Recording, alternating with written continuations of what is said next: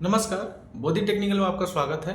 आज हम लोग जो टॉपिक डिस्कस करने वाले हैं उसका नाम है विद्युत धारा। मतलब इसको इलेक्ट्रिक करंट बोला जाता है। मतलब इंग्लिश शब्द में अगर हम इंग्लिश टर्म में समझें तो इलेक्ट्रिक करंट बोला जाता है।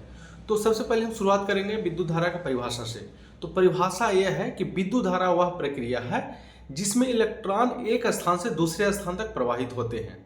यह प्रभाव इलेक्ट्रॉन की गति के कारण होता है। जो इलेक्ट्रॉन एक स्थान से दूसरे स्थान तक जाते हैं वो इलेक्ट्रॉन की गति के कारण होते हैं।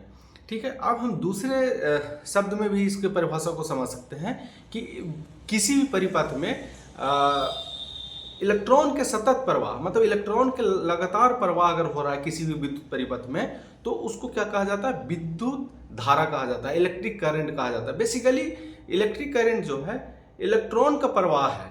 ठीक है, विद्युत धारा जो है, इलेक्ट्रिक करंट जो है, इलेक्ट्रॉन का प्रवाह है।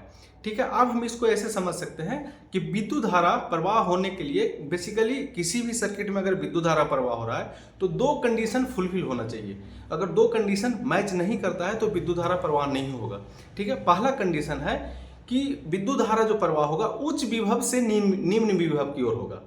ठीक है, विद्युत धारा का प्रवाह जो होता है उच्च विभव से निम्न विभव की ओर होता है। और दूसरा जो कंडीशन है कि विद्युत धारा प्रवाह होने के लिए क्लोज परिपथ होना जरूरी है। मतलब अगर बीच में मान लीजिए कोई सर्किट है, इलेक्ट्रिक सर्किट है, अगर आप उसको बीच में ओपन कर देंगे तो विद्युत धारा प्रवाह नहीं होगा। उसके लिए पॉजिटिव से नेगेटिव तक क्लोज परिपथ होना जरूरी है। ठीक है, मतलब दो कंडीशन है। एक है कि विभव उच्च विभव से निम्न विभव की ओर होगा और दूसरा जो होगा क्लोज परिपथ होना चाहिए। ठीक है, अब हम इसको बात करते हैं कि विद्युत धारा जो होता है दो प्रकार का होता है।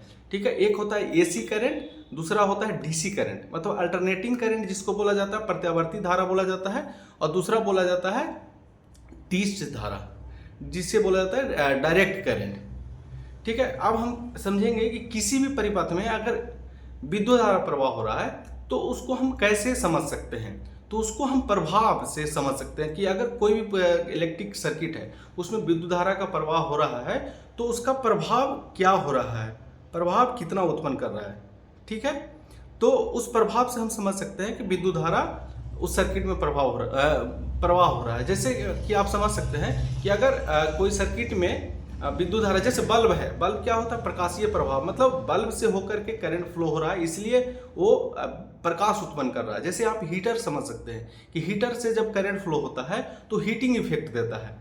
ठीक है, दूसरा आप समझ सकते हैं कि अगर इलेक्ट्रोमैग्नेट है उससे जब आप करंट फ्लो कराएंगे तो वो मैग्नेटिक गुण उत्पन्न करेगा, मैग्नेटिक फ्लक्स उत्पन्न करेगा। मतलब मैग्नेटिक गुण भी हम उसको समझ सकते हैं जहां पे मैग्नेटिक गुण हो रहा है। ठीक है, बेसिकली हम एक बताना चाह रहे हैं कि विद्युत धारा अगर प्रवाह हो रहा है किसी भी सर्किट में तो उसके प्रभाव से आप समझ सकते हैं कि इस सर्किट में विद्युत धारा उत्पन्न हो रहा है। आप छू करके नहीं पता कर सकते हैं। जैसे मान लीजिए कम वोल्टेज का है तो कम वोल्टेज का कम एम्पियर अगर विद्युत धारा प्रवाह हो रहा है तो आप उसको समझ नहीं सकते हैं। तो उसको आप मेजरमेंट करके, इक्विपमेंट लगा करके उसके प्रभाव उससे आप समझ सकते हैं।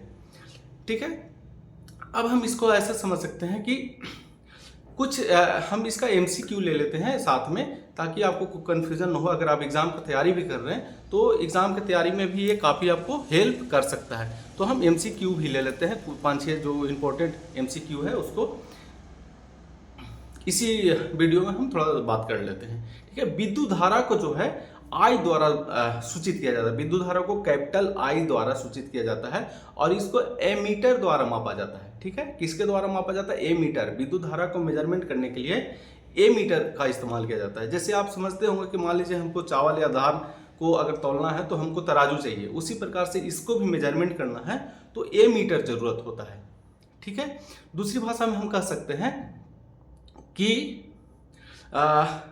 एमीटर को जब हम रेटिंग लिखते हैं ना, विद्युत धारा को हम लिखते हैं तो ए में लिखते हैं, ए द्वारा सूचित किया जाता है। ठीक है, विद्युत धारा को आई द्वारा सूचित किया जाता है, लेकिन जब हम एम्पियर जो लिखते हैं ना, ए द्वारा सूचित होता है। ए एम्पियर को क्या मतलब अगर ए मीटर रीडिंग देगा तो ए द्वारा उसको सूचित किया जाएगा। जैसे 5 एम्पियर लिखना है, 10 एम्पियर लिखना है, 20 एम्पियर लिखना है तो 20 ए लिखना होगा। ठीक है, हम इसके जस्ट ऊपर में भी बात कर लिए कि विद्युत धारा जो प्रवाहित होता है उच्च विभव से निम्न विभव की ओर होता है और एक कभी भी प्रवाह होगा तो क्लोज परिपथ इसके लिए चाहिए, बंद परिपथ चाहिए। ठीक है, तो चलिए आज हम इस विद्युत धारा टॉपिक को यहीं समाप्त करते हैं। Thank you.